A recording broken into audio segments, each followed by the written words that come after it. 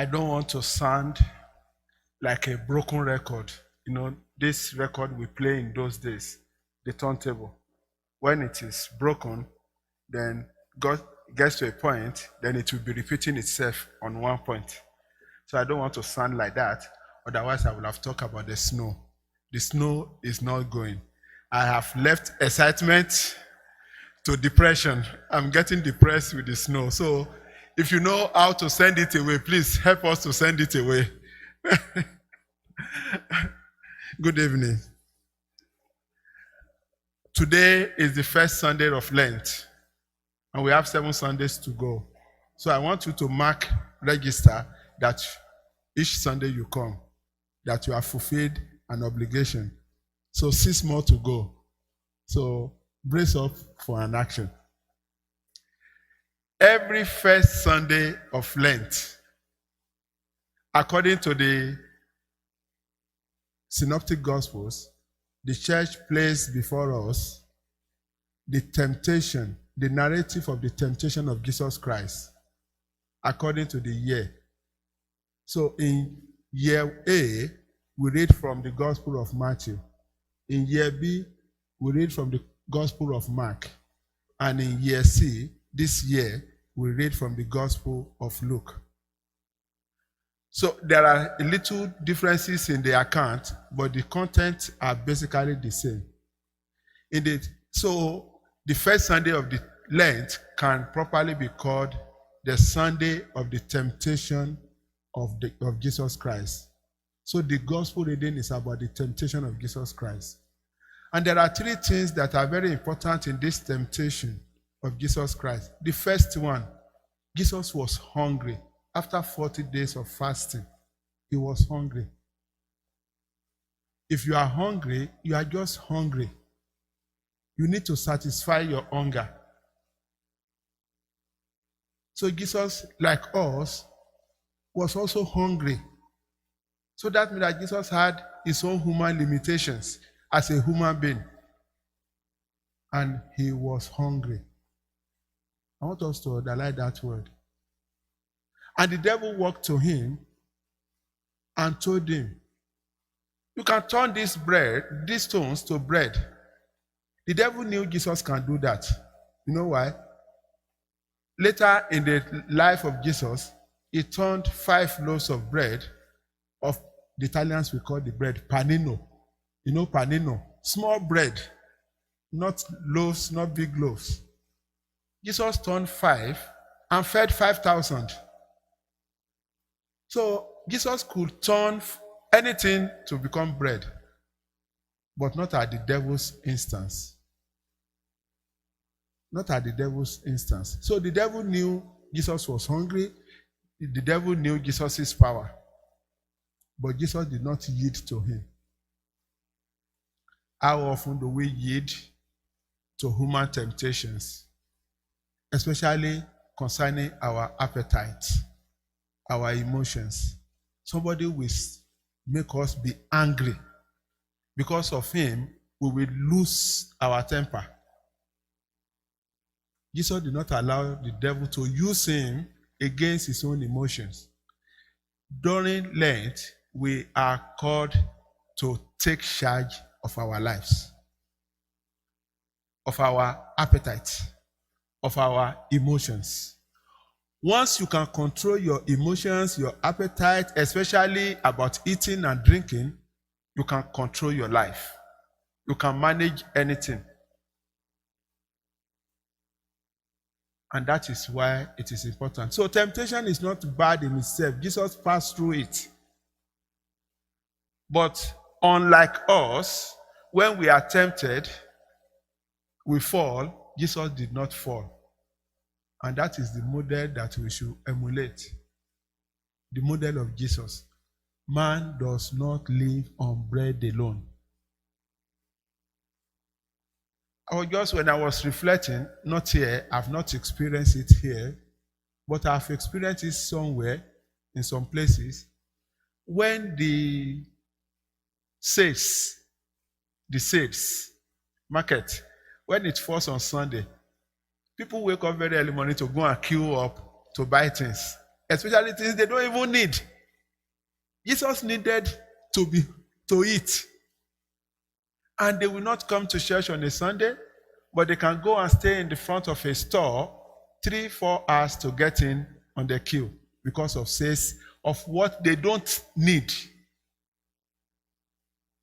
Let us think of how many times we have gone our way to do something that we don't actually need. And yet, we do not have time for God. Lent is a time to call ourselves to caution, to ask ourselves serious question. What really matters in my life? The second temptation is about power, idolatry, honor. These are human yearnings. You want to be on top so that people defer to you. It is natural to us, to human beings. Everybody wants to be a boss. It is our nature. So that you don't take order from anybody. People take order from you. It is a good thing. But sometimes, at what expense? At what expense do we give out our dignity? Some people have gone away from God in order to be in charge. People do not come to liturgical exercises, worship, because they have to stay somewhere. Worship of other things, of creatures, is idolatry. Idolatry is not when you make a small idol and put oil or you bow to it. That is not idolatry. Idolatry is when every created thing or created thing is before any other thing. Your office even before your family. Your office before God.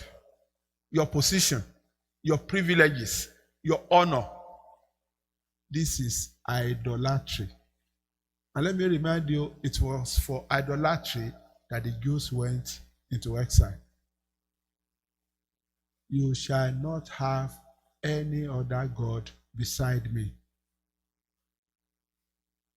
I am the Lord your God.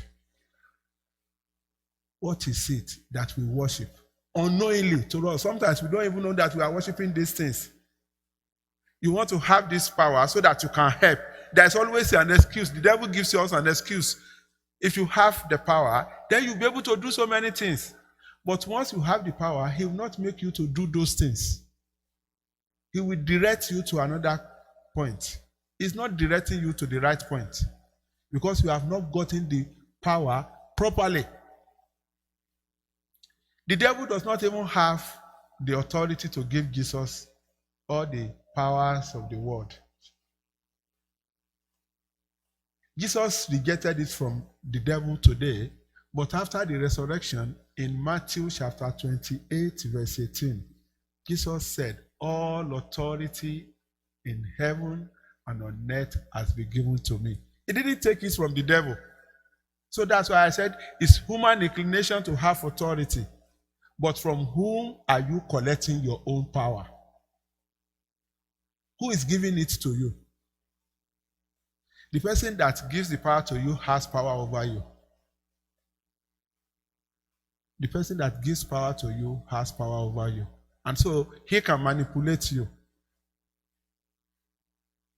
So let us be careful from whom we want to collect power, honor, authority. It's very, very important. Jesus did not collect it from the devil.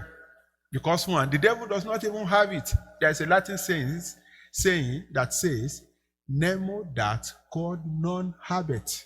You don't give what you don't have. The devil is a deceiver. He deceived our first parents. He told them, don't worry, you will not die. You will be like God. He cannot make them to be like God.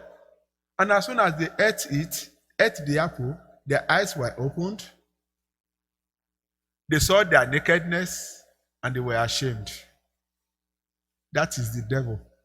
It gives you what looks like the truth. The Italians will call it verosimile, something that looks like the truth, but it's not the truth. And when you grab it, he has made sure that you have departed from the right track, then you cannot go away. Then he's happy. You are in chains. But Jesus can break your shame. During this Lent, let us ask ourselves, from whom do we want to collect honor and power?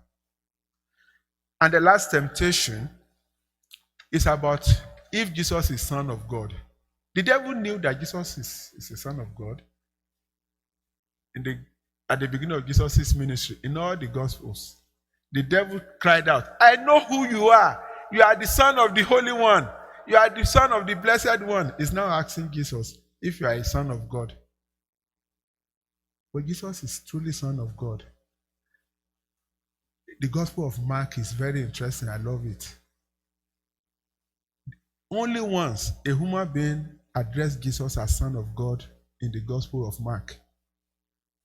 The centurion, who was at the foot of the cross, when he saw the manner of his death, Mark chapter 15, verse 39, he said, truly, this is a Son of God. When he saw the manner of his death, not at the miracles, not when he was riding donkey, when he saw the manner of his death. This third temptation is very, very important for us. Who are you? Who are you? You don't need to prove your identity to anybody if you are sure of your identity. You don't need to prove to me that you are a Canadian. You don't need it. Let me go and discover. Ontario motto, yours to discover. You don't need to prove it. Yours to discover. The devil wanted Jesus to make a miracle, a show. Pride. But Jesus did not give in to pride. So, sometimes the devil also wants us to make a show of ourselves, of our identity, which we don't need. The Lenten season is a time to humble ourselves and turn to God. And this is the whole idea of the first reading of today. God of providence. When you have gotten all these good things, very beautiful passage, Deuteronomy chapter 26. When you have food to eat and you have built houses, stories for yourself, come to the place where God has caused his name to be called and present your offering there and thank him for his providence, not your power, but by his might. Humility, to acknowledge the power of God. This is our invitation. This is the conversion that God wants us to have during this season, to humble ourselves before God, to show that all powers belong to God, not to me, not to anybody. And when you do that, God will multiply your joy. And finally, the last phrase in the gospel reading of today, it has always caught my attention. The devil left Jesus for an opportune time. The devil is not resting. He's moving around. In the letter of St. Peter, first letter of St. chapter 5, verse 9 says, the devil, your enemy, is prowling around like a roaring lion, looking for someone to consume. Stand up to him, strong in faith. It is only by faith that you can conquer the lion, the devil. He is not resting at all. He tempted Jesus, who is a son of God. Just imagine what he will do to us. He's giving us fleeting things. He's distracting us with too many things. And look at where we are in the world today. He cannot save us. Once you have this one, it tells you that is not enough. You can get this, you can get this, you can get it. And before you know it, you have gotten everything, but you don't have life. You have everything, but you don't have life. So let us pray at this Mass, this first Sunday of Lent, that God will give us the strength, just as Jesus overcame the assault of the devil, that we too, whenever we are faced with challenges, with trials, with temptations, we can stand like Jesus and say, get out. I don't want it. Don't tempt me. Go away. The devil is not resting. It's we that must not sleep also. We must not sleep. Let us take our faith. And the only way to do it is to pray constantly. Pray constantly. Jesus told the disciples in the garden, pray constantly that you will not enter into temptation. Without prayer, we are helpless. So with prayer, we can overcome.